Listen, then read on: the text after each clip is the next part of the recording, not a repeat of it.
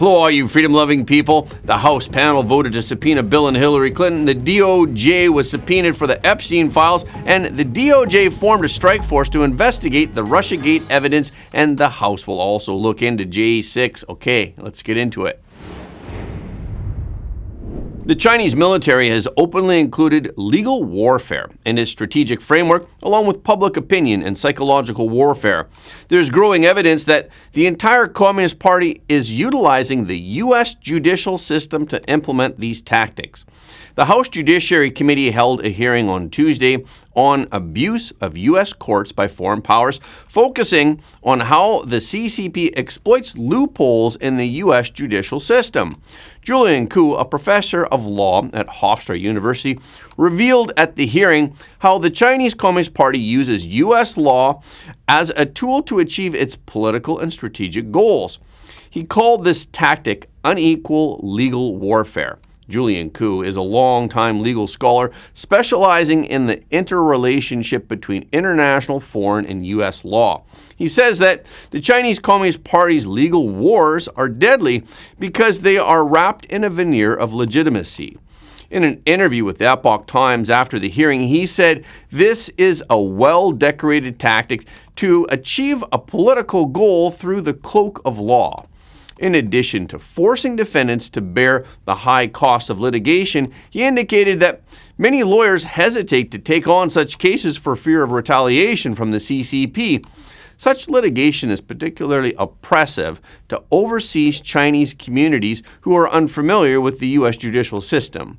In his testimony, he noted that the CCP's legal actions on U.S. soil share similar tactical characteristics, such as the entities initiating the litigation are ostensibly independent of the Chinese government or Chinese Communist Party organizations, and Chinese plaintiffs are often represented by prominent U.S. law firms.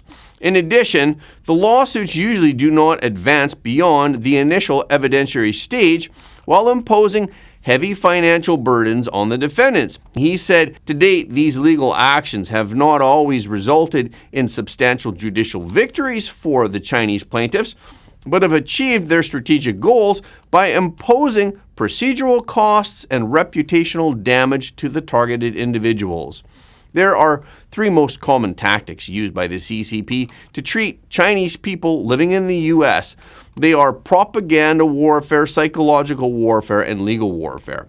Specifically, these Chinese people living abroad are often charged with corruption, tax evasion, or provoking trouble, and these charges may not only result in the confiscation of assets, but they can also lead to harassment of the person and his or her family, and even serious hardship in life, work, and schooling. Now, Beijing is expanding this legal tactic internationally, utilizing judicial litigation as a means of transnational repression.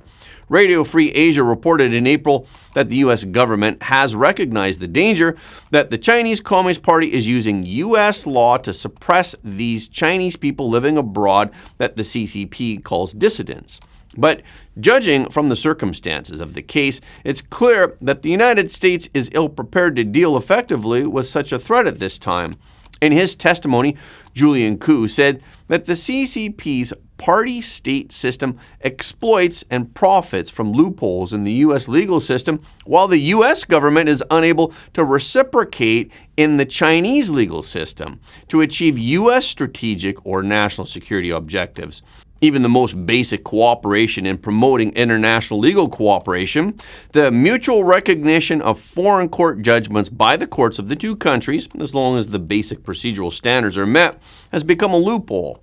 The legal expert explained that the United States has become a global leader in the rule of law precisely because of the independence of the judiciary from political interference, the equal treatment of domestic and foreign litigants, the international comity of respecting the judgments of foreign courts, and the provision of effective and fair procedures for all, which are precisely the loopholes that the CCP can take advantage of. Authoritarian regimes are now weaponizing these democratic values by using fraudulent or politically motivated foreign judgments as a Trojan horse to infiltrate U.S. courts. he suggested that Congress could strengthen its defenses against the CCP's asymmetric legal battles on two fronts. Firstly, by mandating the disclosure of third-party litigation funds from foreign governments and foreign political parties, and secondly, by enacting rules restricting U.S. courts from enforcing Chinese court rulings. He said that the opaque nature of third-party litigation funding is a key loophole that foreign government actors can exploit to wage covert legal warfare against U.S. interests. Under current disclosure rules, foreign governments or their state-owned enterprises can secretly fund litigation in U.S. courts through a complex network of shell companies, investment funds, or intermediary organizations. This effectively allows hostile foreign powers to manipulate the U.S. legal process while concealing their involvement from judges, the opposition, and the public. But if transparency measures are introduced, this would enable courts to identify potential conflicts of interest, and it could allow opposing investigations to potentially reveal ulterior sources of fund and help the U.S. public understand when a foreign government is attempting to use the U.S. judicial system as a tool for international influence or repression. Jill Goldenziel, a professor at the National Defense University's School of Information and Cyberspace, expressed similar concerns when she appeared before the House of Representatives Special Committee on Chinese Communities in 2024, arguing that U.S. courts should not be flooded with CCP tactical lawsuits. In an interview with The Voice of America after the hearing, Goldenziel said that the U.S. business community is built on a foundation of laws, lawsuits, and insurance, and that it's not unusual for ordinary citizens and businesses to sue other people or the government, but that it's now a very complicated and subtle situation. She said, on the one hand, we don't want to exclude Chinese companies from the legal culture of the U.S. and keep them out of lawsuits. On the other hand, we have to be careful that the U.S. legal system isn't used to their advantage and that U.S. courts aren't filled with frivolous lawsuits. She pointed out that it was ironic but normal that the Chinese Communist Party, which does not have a genuine rule of law in China, was making a big show of using the law as a weapon to defend its demands in the United States, because the CCP would resort to any and all means at its disposal to maintain its rule. At the end of his testimony, Julian Koo concluded that the integrity of the U.S. judicial system depends on transparency and fairness. The CCP government undermines both principles by funding litigation without disclosure, and the lack of reciprocity in the enforcement of judgments creates a systemic disadvantage for U.S. litigants and corporations, and it provides further opportunity for CCP legal warfare tactics. We cannot allow this mismatch to continue. The debate over RussiaGate has now escalated. On Wednesday evening, the DOJ announced the formation of a strike force to assess the evidence that was publicized by Director of National Intelligence Tulsi Gabbard that is related to the RussiaGate allegement. The task of the strike force is to investigate the potential next legal steps which may stem from the recent declassification of records from the Crossfire Hurricane investigation. The DOJ statement said that the department takes the alleged weaponization of the intelligence community with the utmost seriousness. Everything will be reviewed and no serious lead is off the table, and the National Security Division of the Justice Department will likely be involved in the investigation. Attorney General Pam Bondi said the Department of Justice is proud to work with my friend Director Gabbard, and we are grateful for her partnership in delivering accountability for the American people. We will investigate these troubling disclosures fully and leave no stone unturned to deliver justice. According to the DOJ, the strike force consists of teams made up of investigators and prosecutors that focus on the worst offenders engaged in fraudulent activities, including chiefly healthcare fraud, wire fraud, mail fraud, bank fraud, money laundering offenses, false statement offenses, and more. Also on Wednesday, Gabbard declassified documents that showed that the intelligence community did not have any direct information that Putin wanted to help elect Donald Trump during the 2016 presidential election. That information came from a report that was prepared by the House Permanent Select Committee that was dated September 18, 2020. And Representative Adam Schiff was the chairman of the committee at the time, and the report was never before been released to the public. Instead, it had remained highly classified within the intelligence community. The Golden Dome National Missile Defense System that was promoted by the Trump administration is shifting to a multifaceted partnership model, moving away from a heavy reliance on SpaceX as a result of President Trump's deteriorating relationship with SpaceX CEO Elon Musk, according to Reuters. The Golden Dome, which was originally centered on SpaceX's Starlink and Starshield, is now expanding to seek new partners. The U.S. government has approached Amazon's Project Kuiper. Although Project Kuiper was originally focused on commercial applications, founder Bezos has also acknowledged its potential for national defense. Sources close to the matter said that Project Kuiper has now become one of the Pentagon's key focuses. Meanwhile, the government has also reached out to emerging rocket companies such as Stoke Space and Rocket Lab, hoping to bring in a number of companies to bid at a later stage. Traditional defense giants Northrop Grumman, Lockheed Martin, and L3Harris are also in talks to support the project. L3Harris has seen a surge in interest in its missile warning and tracking technologies, while Northrop is pursuing efforts like a space-based interceptor. And Lockheed Martin has expressed its readiness to serve as a proven missile partner. Officials expressed that every future launch will be open to competitive bidding to avoid dependence on a single vendor, while SpaceX remains a frontrunner due to its unmatched launch capabilities and experience. Its share of the project could diminish. However, the adoption of commercial platforms such as the Kuiper project also raises security concerns. Military satellites need to be able to withstand cyber attacks and electronic warfare, and even SpaceX's Starlink has been jammed by Russia. On the other hand, Elon Musk may return to U.S. politics, Bloomberg News reported on Tuesday, citing SpaceX's documents and people familiar with the content. The company added language describing such risk factors in the document sent to investors to discuss the tender offer. And it was the first time that this language is believed to have appeared in these tender offers. Musk on Sunday said in a post on X that he's back to working 7 days a week and sleeping in the office. SpaceX's latest round of valuations amounted to about $400 billion, meaning the rocket and satellite maker would be the most highly valued unlisted company in the world.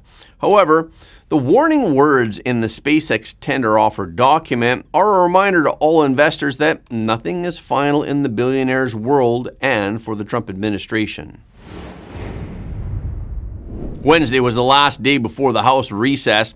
House Speaker Mike Johnson was not going to have a vote to release the Epstein files, but he insisted no one in Congress is blocking Epstein documents.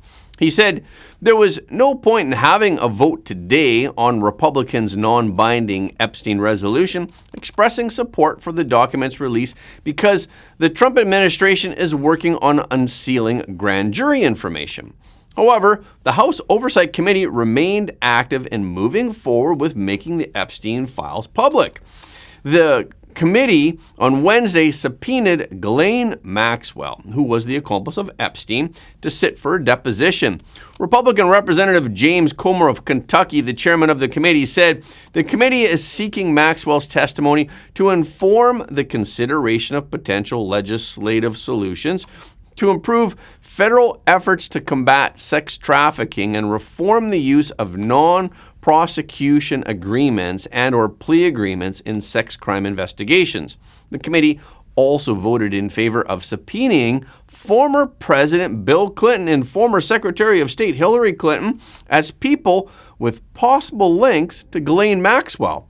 Representative Scott Perry offered the motion and said, I have a motion to subpoena the following individuals to expand the full committee investigation into Miss Maxwell. And the list includes the following: Bill Clinton, Hillary Clinton, James Comey, Loretta Lynch, Eric Holder, Merrick Garland, Robert Mueller, Bill Barr, Jeff Sessions, and Alberta Gonzales. The motion passed by voice vote, and a House Oversight Committee aide said the subpoenas will be issued in the near future. While President Trump may have said that he believes the Epstein case belongs in the past, Republican lawmakers have faced a barrage of media scrutiny of the Epstein case over the past 2 weeks. Many Republican lawmakers are concerned about the negative impact on the midterm election if the matter is not handled properly. You don't lose your base over one single thing, but he's eroding his base. More importantly, if we don't take the right side of this issue, it's going to cost us votes in the midterms. People are becoming despondent, they're apathetic. And this development coincides with the House Oversight Committee voting to subpoena the DOJ for the Epstein files. The House Oversight Subcommittee, which is led by Republicans, approved a motion from Democratic Representative Summer Lee in an 8-2 vote. The vote occurred just as the House took its last floor vote of the month before leaving for their August break. But some Republicans disagreed. Representative Andy Biggs and Clay Higgins voted against it. And Representatives Nancy Mace, Scott Perry, and Brian Jack voted with the Democrats to support the measure. In the meantime, yesterday, the Wall Street Journal dropped another Trump-Epstein piece after publishing an article last week that President Trump supposedly wrote a letter to Epstein, but they failed to produce the letter. According to the Wall Street Journal this time, Attorney General Pam Bondi told President Trump in May that he is mentioned in the Epstein files. However, Bondi said that the information about the several people who appeared in the Epstein files is unverified hearsay. The Wall Street Journal reported when Justice Department officials reviewed what Attorney General Pam Bondi called a truckload of documents related to Jeffrey Epstein earlier this year, they discovered that Donald Trump's name appeared multiple times, according to senior administration officials. And the Wall Street Journal continues to claim that in May, Bondi and her deputy informed the president at a meeting in the White House that his name was in the Epstein files. And apparently President Trump was told many other high-profile figures were also named. But being mentioned in the records isn't a sign of wrongdoing. In response, the Justice Department fired back. Gates McGavick, a DOJ spokesperson, posted the Wall Street Journal piece on X and wrote, "This is a collection of falsehoods and innuendo designed to push a narrative and drive clicks." White House spokesperson Stephen Chung also told Axios, "This is nothing more than a continuation of the fake news stories concocted by the Democrats and the liberal media." And regarding the Wall Street Journal's claim that President Trump supposedly wrote a letter to Epstein, President Trump filed a lawsuit against the Wall Street Journal last week.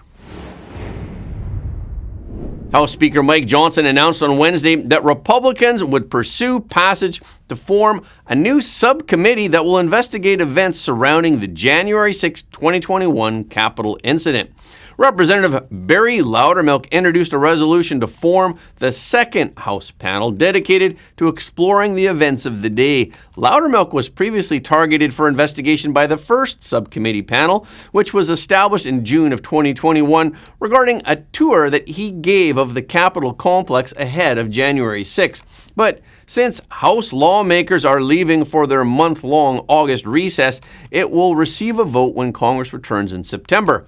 The authorization of the subcommittee was promised by House Speaker Mike Johnson at the start of the 119th Congress, but it had been delayed for months because of the big and beautiful bill.